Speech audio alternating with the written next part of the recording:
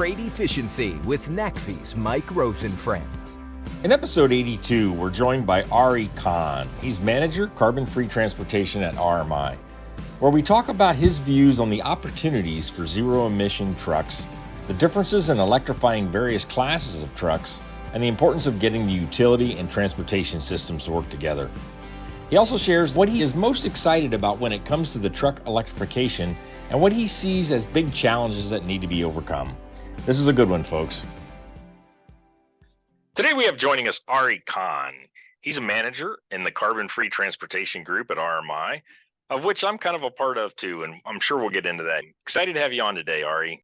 Happy to be here, Mike. You know, we called this a Freight Efficiency with NACFE's Mike Roth and Friends, and over 80 times I've asked my guest, you know, do you remember how we became friends? So do you remember, Ari?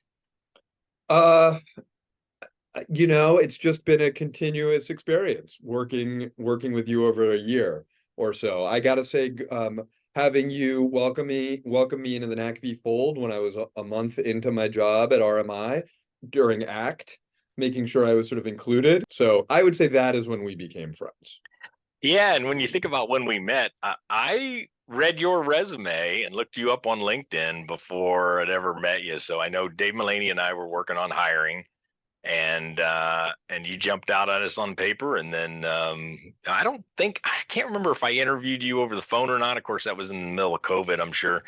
It's great to get to know you, and you bring a lot of experience that we're going to get to here in a minute. Let's start with you telling us about your role today at RMI, and how you view the opportunity right now for zero emission trucks, or even just simply battery electric trucks. I joined RMI a year and a half ago to join the freight carbon-free transportation team. That was exciting for me because though I've been in electric vehicles for about 12 years, it's mostly been on the light duty side, and the rate of change, this light duty is still obviously changing rapidly, but the path, I think, is clear. And that felt less true to me for trucking, partly because it was new to me, and then also partly because the electric drivetrain is newer for that sector. So I joined a year and a half ago and I was excited about it. And my role is to help increase the adoption of zero emission trucks. Now, I don't want to be like the person who loses their keys and looks under the light pole for them, because that's where the light's best. But I'm very bullish on the electric drivetrain, which is is succeeding in light duty, also succeeding in medium and heavy. Yeah, and we talk about this all the time, that I've stopped everybody lately when they say medium and heavy trucks. I'm like, okay, well, wait, because medium usually context goes all the way down to class 3, and there's so much differences between a class 3, e-transit or a van, and a class 8 Peterbilt, right? So we've been working hard to kind of start the conversations. All right, are we talking about urban small vans, step vans, medium duty box trucks? Are we talking about heavy long haul, or some of these regional haul return to base, which less miles, blah blah blah? So is that part of what you're noticing, and does that make it with smaller numbers than passenger car? I mean, just kind of how would you continue to compare and contrast light duty with medium and heavy? Okay, well, Mike, I would be really interested to hear you distinguish in that sort of medium and heavy space.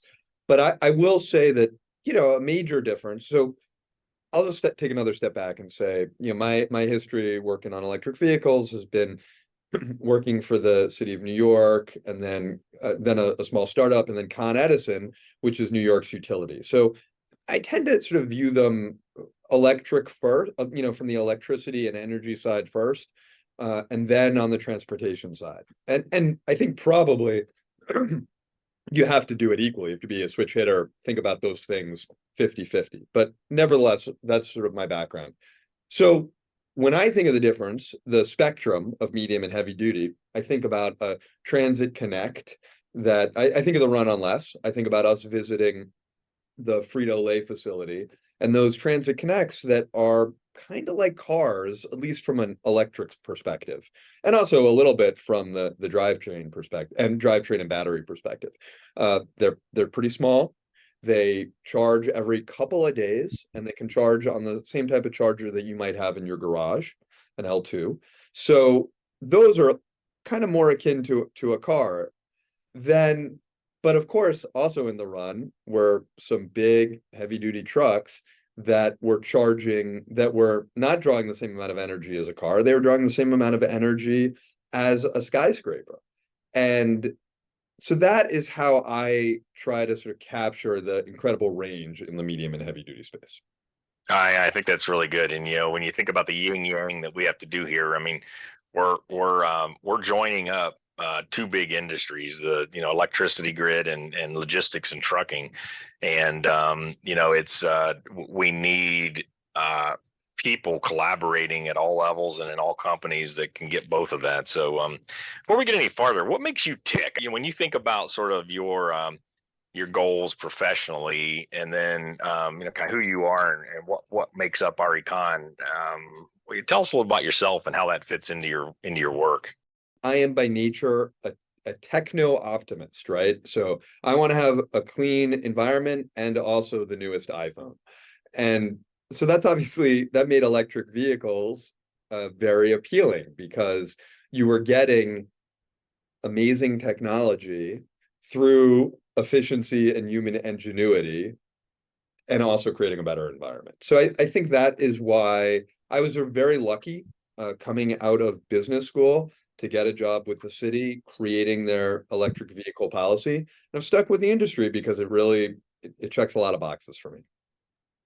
Yeah, and I think a lot about the future, an engineer, and so I think I am sort of a product, and I've become like a real student of the S curve, of the adoption curve. Why do people buy things early? There's sometimes they don't even care what it costs, right? They just want to, they're just very interested in the new technology, and then that's sort of the innovators, and then they got these early adopters that that they think, okay, well, this will be good for me, but they still don't really care so much about the cost of it, or how it's going to really better their lives, but they do want it. They're hopeful about it, and they want to experience it, so they get into it, and then you get into the real hardcore adopters, and that's what they call the early majority and later majority, and then it ends with the laggards. So I think where you and I will work together well as we are interested in these, but we really want to understand what's the value they're bringing, not only the deep dollars and cents for businesses, but also the value. And I think these electric trucks, for me, have checked a lot of boxes. They're cleaner. They're also fun to operate, and I think we're going to see technicians and mechanics enjoying it and so forth. But let me step back to something I just brought up a few minutes ago, and maybe you can help as much as anybody. I mean, we do have the electric grid or electricity, right? So there's the generation, transmission, distribution, or whatever the right terms are there, of electricity, and that got us to homes and businesses, and was really part of an industrial revolution. And then things like air conditioning and other things caused increase in electricity demand. But electricity and that whole system, I mean, I think it's been called the greatest system in history or something like that. And then we've got the logistics system. And so I know it pretty well in North America with trucks and freight and warehouses. And now we've got things like e-commerce replacing box stores, and manufacturing has gone from milk runs to different sort of logistics needs. But really, those two major things were pretty independent. I mean, warehouses might needed some electricity, et cetera, but now with electrifying these trucks, we need these two very complex, possibly mature systems to now be integrated. And I tell you, I wake up some mornings thinking, what the hell are we doing? That just looks like almost impossible or incredibly daunting. But we have to do that, I think. And that's what we're going to do.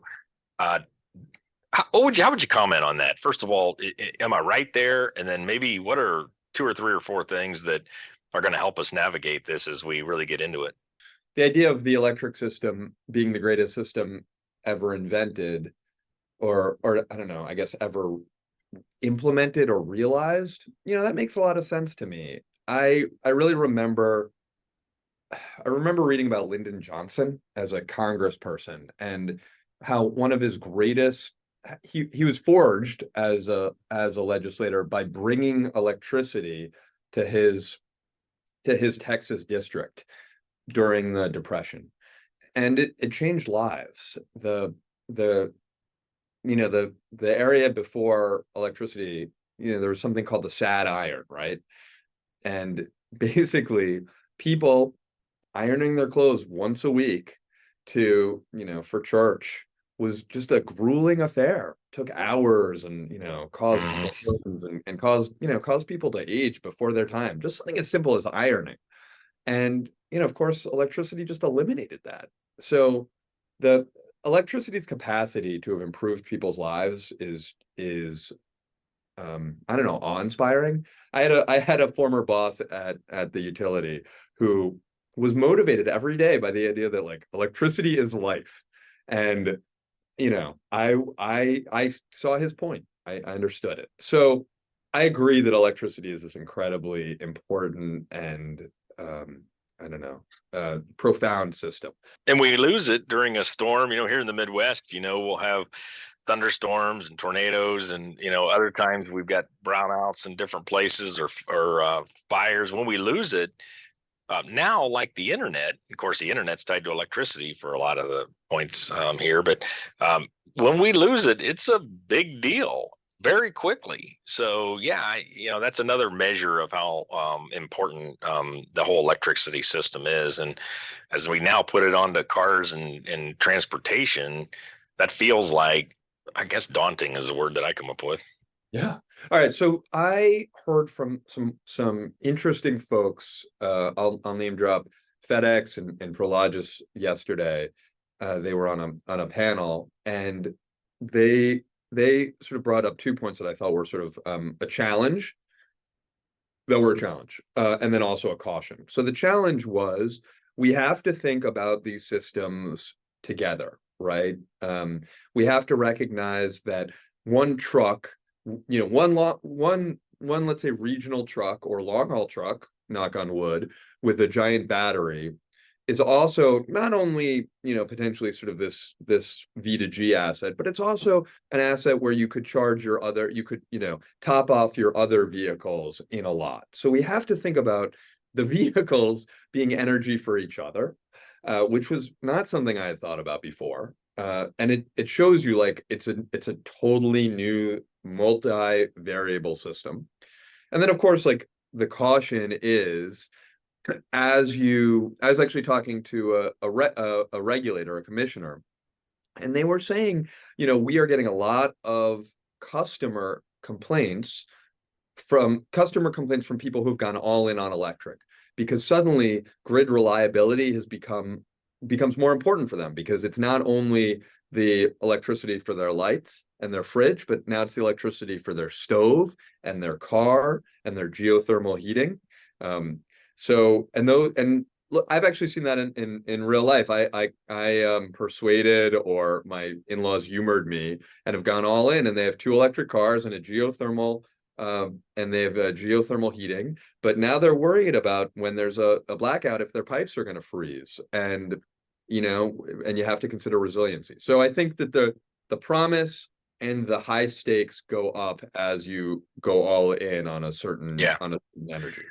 Yeah, and then I think the other side of the coin, you quickly look at it and you go, well, wait a minute though. Now that offers me opportunities, because now I can, to some of the things you just said, as well as, and we're seeing this with some of these early electric truck depots, where they're like, all right, yeah, I only have 250-mile range, not 1,000-mile range if I fill up the fuel tanks, but that's what I got, and so let's figure it out, right? I mean, trucking is failure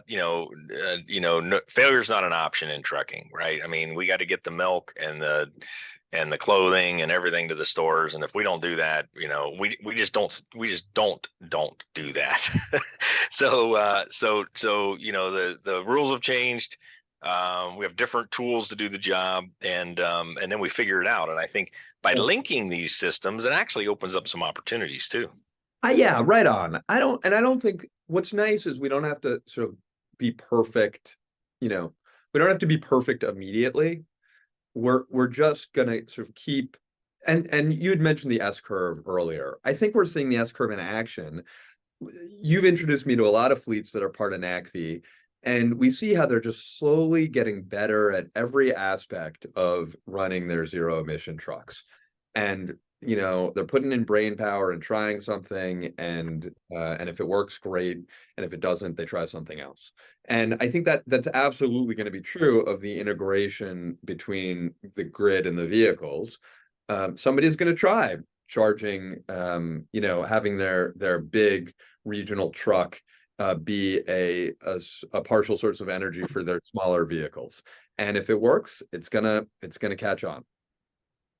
Yeah, so I think that this whole thing of like, if you're taking a trip from Indiana to California, the first thing to do is figure out how to drive to the airport. Then you got to worry about getting on your plane. Then you got to worry about this, but don't worry about, what's going on in the California streets right now. Do that when you get there. And I know that might be a simple, silly analogy, but for right now, let's figure out how to do those Queens Frito-Lay like locations.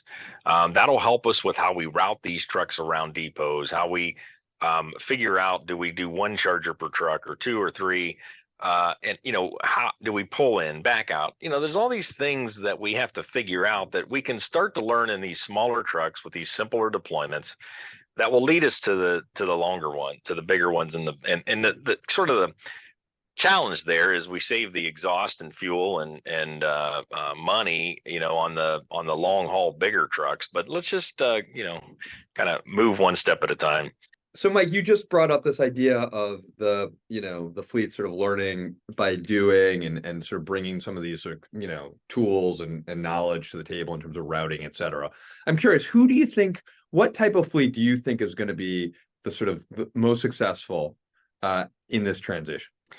So I think, it's a great question. And I think what we're seeing in early adopters and why they're early adopters are those that already are responsible for the fueling as well as the truck operations.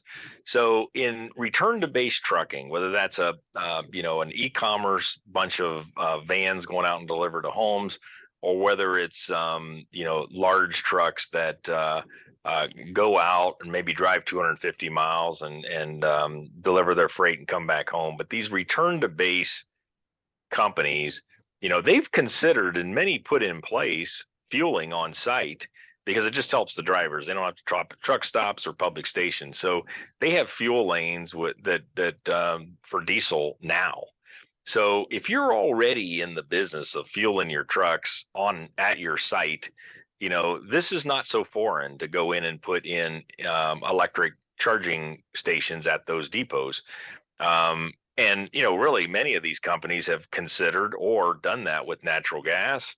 They've looked at that and put, natural gas fueling at some of these sites. So that's where I think this is not as odd, right? And the routes are predictable. They're already working, many of them by day cab. So, a small portion of those routes and drivers might sleep in hotels, but most of them are getting back. So they already have some of the operational changes that are needed for electric trucking already in their kit bag. And so I think that's where it'll start. And then, they'll expand from there when they think, okay, well, maybe I can't get all the way back to base and I need a charge.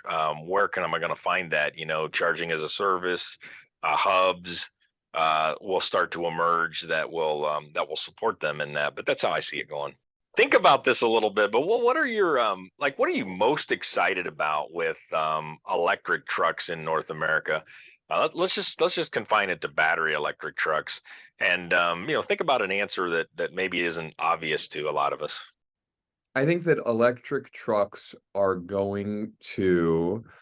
have a profound impact on our air quality, and people are using them in creative ways. And I think that you are right that initially sort of the simplest routes are going to be the ones that convert, but then people are going to convert routes that we didn't think were possible. And we're going to just try, and people are going to try charging at their stops or en route for opportunity instead of going back to their depot for that quick midday top up. So I am really excited about the electric trucks, the development and the kind of interesting business strategies and operational strategies people try. And the payoff is going to be that we're going to have a technology that, as battery costs decline and we figure out how to use off-peak, cheap off-peak power, it's going to be a technology that's sort of like cheaper and just obviously better. And we're going to look at the transition from diesel to electric in the same way that we looked at the transition from steam to oil. That is my greatest hope. Yeah, absolutely. It's very good. And then what might be a few bumps in the road along the way that maybe we don't understand right now, but either something that we we've seen as a challenge, but we think it's not as big and it's actually going to be bigger, or maybe there's something out there that comes to mind for you that we're not paying a whole lot of attention to that'll be a constraint or a challenge or something that slows us down. Any ideas there? Well, look, I'm a big market forces guy, and I think that sort of business innovation and competition is good, but I'm also impatient, and I'm a little worried about how much the vehicles cost right now. So we've seen on the smaller end, the vans, the prices have gotten good. Sometimes they're not only lower total cost of ownership, they're lower upfront cost. So that makes me hopeful, but I'm also a little nervous because on the sort of bigger side, we haven't seen the costs drop to where we need them to be, right? I don't have any novel. That's not a novel observation. Also not novel is the fact that we have to do a lot of grid construction. Rick is not always an optimist, but he makes me kind of hopeful, or at least he forces me to be optimistic about this kind of tech change or industrial change. When we talk about building out the grid for all the new truck electrification we need to do, because he says, hey, we built the highway system, we built the grid in the first place, we can do this again, but we haven't done those during my lifetime. So I remain a little bit nervous about us being able to do the civil work to unlock these vehicles' potential. I really enjoyed this conversation. Thanks for being on the podcast. It's been a pleasure. Thank you, Mike. Freight Efficiency with NACFE's Mike Roth and Friends.